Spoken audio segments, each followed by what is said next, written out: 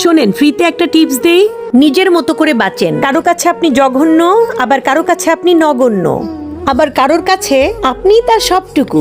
একটা কথা মনে রাখবেন, গাধার নাম ঘোড়া রাখলেও কিন্তু গাধা কখনো ঘোড়া হয় না। ঠিক তেমনি অন্য কারো জাজমেন্টে আপনার যা মূল্য আছে তা কিন্তু এক ফোঁটাও কমবে না, কারণ আলুর ব্যাপারই কিন্তু সোনা চিনবে না।